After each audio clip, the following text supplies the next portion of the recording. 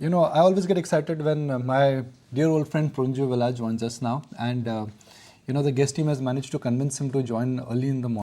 So, Porinju, I'm sure after election verdict yesterday, abhi to party khatam hi nahi hogi. Are you joining us straight from the party? Yeah, good morning. Good morning, Nikunj. I think it's a lot of relief for the market. Many people have been little skeptical, or some people were worried about the general elections in 2024. I think that worries are over by the state election results. The trend is still very strong towards the ruling regime. In any case, it's very important, we all are investors, or very watchfully we are looking at the economy of the nation. So it's having a very stable politics and strong leader, and I would say committed team on political front.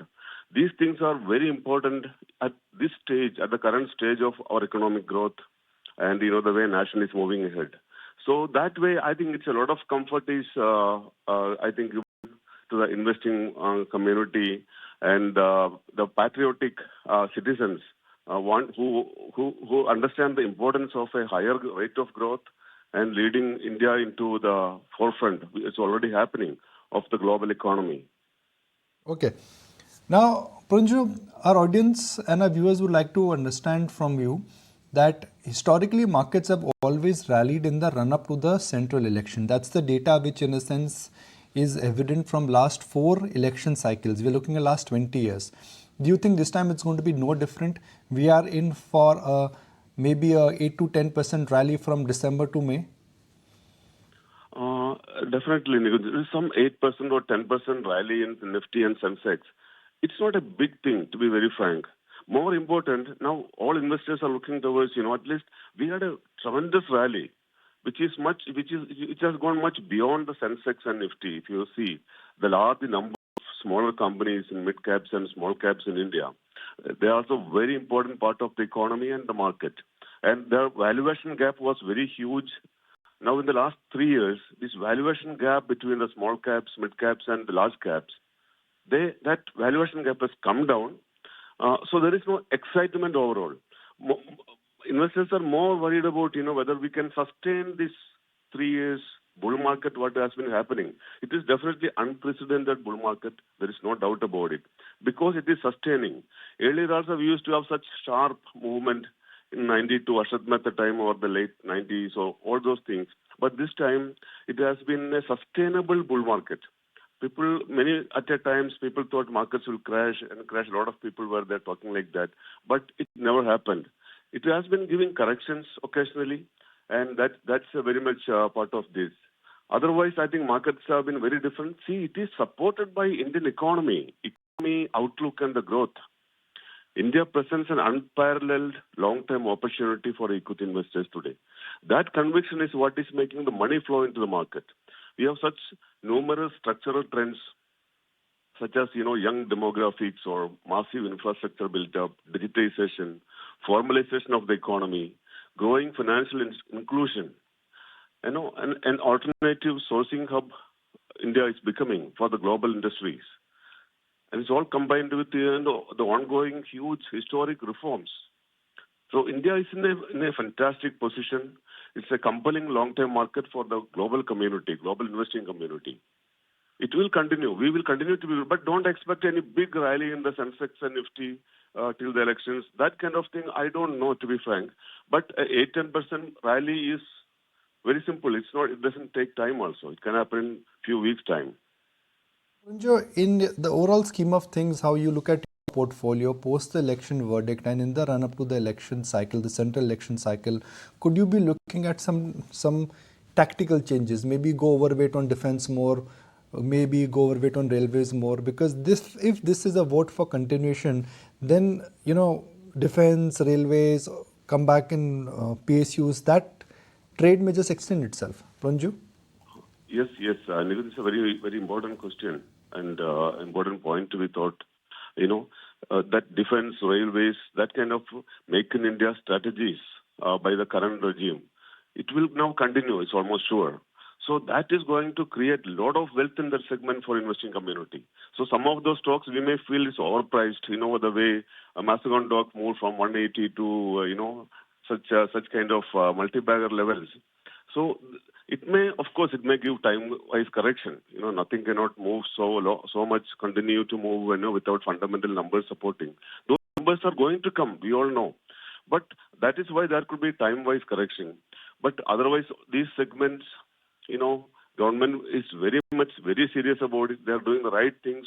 And in these PSUs, they are doing many acts, to reduce corruption by the bureaucrats and, make it like a private company, Jaisa, they want to make it efficient. So that process is on. There may be some disinvestment on the way up. So I think that segment is going to create much more wealth, maybe after a time correction in general, but there could be stocks which are still undervalued in PSUs. I feel those some of the state PSUs like GNFC, GSFC kind of stocks under Gujarat government, there are a few companies which are listed and which have been traded in the market for last many decades. Some of them are great value, and because they are government controlled, there could be corruption. They are not as efficiently profit motive. Those kind of apprehensions could be there in the investor's mind. That is slowly moving away, and government is doing the right thing. The best possible way they are managing these PSUs. Fair enough. I just wanted to understand from your standpoint as well. Let's also introduce Saurabh Mukherjea, who's joining in on the show. Saurabh, good to have you on board. Given the fact that a lot of brokerages are saying that now with this political victory, a decisive victory for the BJP, it allays a lot of market concerns when it comes to political risks. How exactly do you think the markets are going to price this in, and what is the outlook down the line? I mean, look, we've been talking to several foreign investors over the last 3 months, trying to persuade them to invest. And they clearly were worried about political stability. I think more than the domestic investors, foreign investor who will take a lot of comfort from the assembly election results.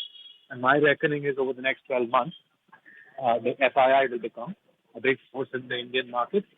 Combine that with the fact that they're at the top of the global rate cycle. As rates turn southwards as the 2024 election beckons, I think FII money will roar into the Indian market, and therefore positioning yourself in stocks which FIIs like to buy, like the large private sector banks, like private sector industrial plays, I think will become a recipe for success. So big swing factor, I think, in favor of FIIs. They were apprehensive about 2024. They will take a lot of comfort from the results. So Saurabh, it's a judgment call whether they come now or they come after May or they come in Feb. But कहाँ जाएंगे FIIs? आना ही पड़ेगा वापस. Yeah, I think कहाँ जाएंगे wala point is bang on.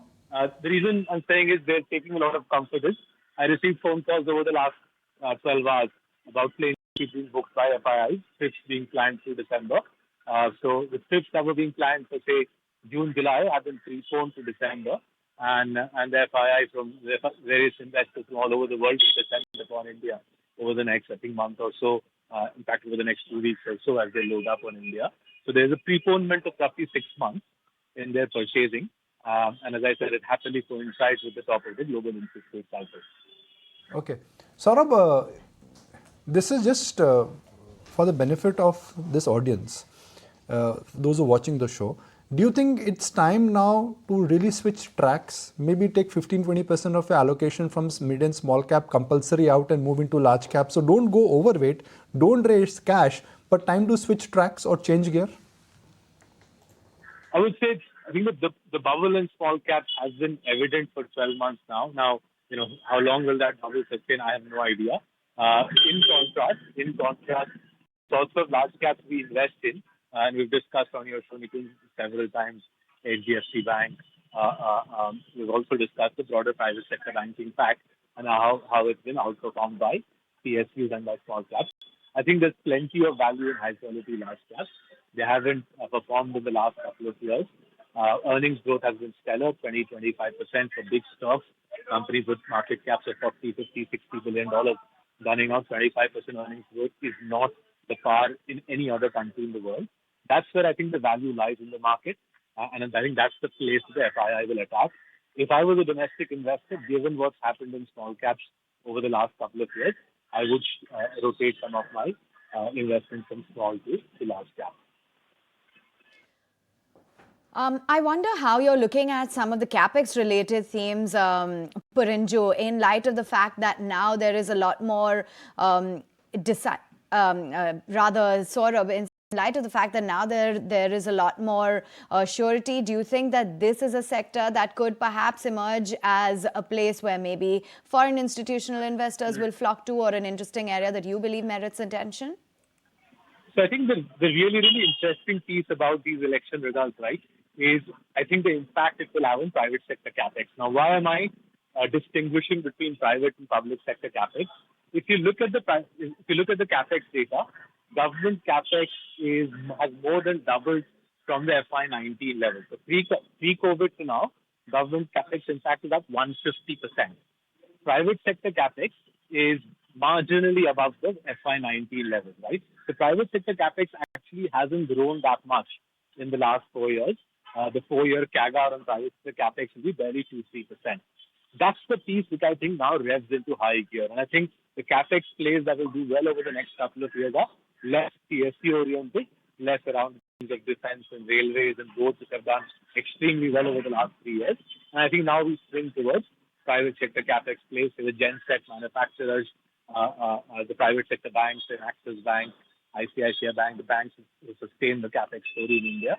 And I think that's the big theme shift we will see in the capex story, away from public towards private, as in India Inc.